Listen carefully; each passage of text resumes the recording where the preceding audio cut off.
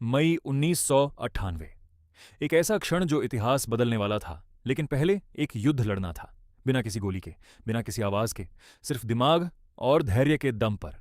अंतरिक्ष में हजारों किलोमीटर ऊपर अमेरिकी सैटेलाइट चौबीसों घंटे भारत की धरती पर नजर रख रहे थे। KH-11 और KH-12, ये वो आंखें थीं जो कभी नहीं सोतीं। इनकी रेजोल्यूशन इतनी तेज थी कि ये जमीन पर पड़ी अखबार की सुर्खियां भी पढ़ सकते थे। और इन्हीं आंखों से बचना था भारत को, अगर उसे अपना सबसे बड़ा राज जिंदा रखना था। 1995 में एक बार भारत कोशिश कर चुका था। उस वक्त नरसिम्हा राव की सरकार थी। वैज्ञानिक तैयारी में जुटे थे। पोखरण के रेगिस्तान में हलचल शुरू हुई, लेकिन CIA ने भांप लिया। अमेरिकी दबाव इतना तीव्र था कि परीक्षण रोकना पड़ा। वो घाव भारत के वैज्ञानिकों के दिल में गहरा उतर गया। उन्होंने उस दिन एक कसम खाई, अगली बार कोई नहीं जान पाएगा। फिर आया 1998। मार्च में चुनाव हुए। अटल बिहारी वाजपेयी प्रधानमंत्री बने। वो एक कवि थे, लेकिन उस दिन वो एक रणनीतिकार बन गए।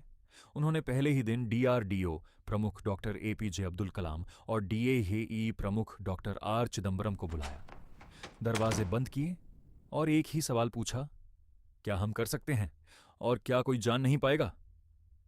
जवाब था हां, लेकिन इसके लिए एक ऐसी चाल चलनी होगी जो दुनिया ने पहले कभी नहीं देखी।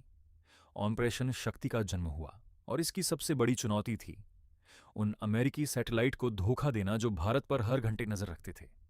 वैज्ञानिकों ने सबसे पहले वो किया जो कोई सोच भी नहीं सकता था। उन्होंने सैटेलाइट की कक्षा का अध्ययन किया, यह जानने की कोशिश की कि KH-11 और KH-12 किस वक्त भारत के ऊपर से गुजरते हैं। उन खिड़कियों को चिन्हित किया जब आकाश की वो आंखें दूसरी दिशा में होती थीं, और तय किया सारा काम सिर्फ उन्हीं अंधेरी खिड़कियों में होगा। पोखरण के रेगिस्तान में, थार की तपती रेत में, रात का अंधेरा ही सबसे बड़ा दोस्त बन गया। सारा काम रात को होता। जो उपकरण लाए जाते वो सैन्य वाहनों में छुपाए जाते, उन्हीं वाहनों में जो पहले से उस इलाके में तैनात थे, ताकि कोई असामान्य हलचल नजर न आए। खुदाई के बाद मिट्टी को इस तरह बराबर किया जाता कि सैटेलाइट की तस्वीरों में कोई निशान न दिखे। वैज्ञानिक दिन में आम लोगों की तरह दिखते, कुछ तो सेना की वर्दी पहनकर काम करते थे। स्थानीय लोगों को कुछ नहीं बताया गया। संचार न्यूनतम रखा गया। फोन से कोई संवेदनशील बात नहीं होती थी। सब कुछ आमने सामने, फुसफुसाहट में। दिल्ली में वाजपेयी जी ने एक और मोर्चा संभाला, कूटनीतिक धुआं। वो सार्वजनिक बयानों में शांति की बात करते रहे। पाकिस्तान से बस सेवा शुरू की। लाहौर यात्रा की योजना बनी। दुनिया को लगा ये तो शांति का दूत है। कोई नहीं सोच सकता था कि उसी वक्त रेगिस्तान की गहराइयों में इतिहास का सबसे बड़ा वैज्ञानिक रहस्य तैयार हो रहा है। CIA को कुछ भनक नहीं थी। अमेरिकी विश्लेषक बाद में स्वीकार करेंगे, यह उनकी सबसे बड़ी खुफिया नाकामी थी।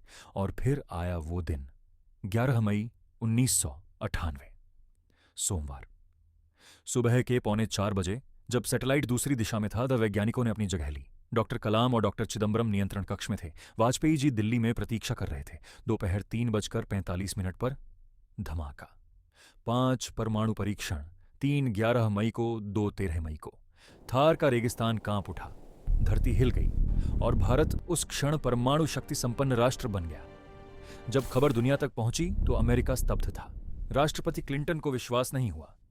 CIA निदेशक से जवाब मांगा गया। अमेरिकी सीनेट में गुस्से की लहर दौड़ी। प्रतिबंध लगाए गए, आर्थिक, तकनीकी, कूटनीतिक। लेकिन बहुत देर हो चुकी थी। वाजपेयी जी ने देश को संबोधित किया। उनकी आवाज में कोई घमंड नहीं था, सिर्फ एक गहरी शांत संतुष्टि थी। उन्होंने कहा, भारत अब एक पूर्ण परमाणु राज्य है। डॉक्टर कलाम ने बाद में लिखा, उस दिन उन्हें लगा जैसे देश ने एक लंबी नींद से जागकर आंखें खोली हों। उन वैज्ञानिकों को याद करो जिन्होंने 1995 की हार के बाद हार नहीं मानी, जिन्होंने रेत में रात रात भर काम किया, जिन्होंने न नाम चाहा न शोहरत, जिन्होंने बस एक काम किया, अपने देश को वो ताकत दी जो कोई उनसे छीन नहीं सकता था। पोखरण 2 सिर्फ एक परमाणु परीक्षण नहीं था, यह एक राष्ट्र की इच्छा शक्ति का विस्फोट था जो दुनिया के हर सैटेलाइट को चकमा देकर इतिहास की छाती पर अपना नाम लिख गया। अगर आपको सरफेस की खबरें नहीं, असली खेल समझना है, तो इस चैनल को सब्सक्राइब करें और वीडियो पसंद आई हो तो लाइक जरूर करें, ताकि एल्गोरिदम समझे कि ऐसी सीरियस डॉक्यूमेंट्रीज और बननी चाहिए।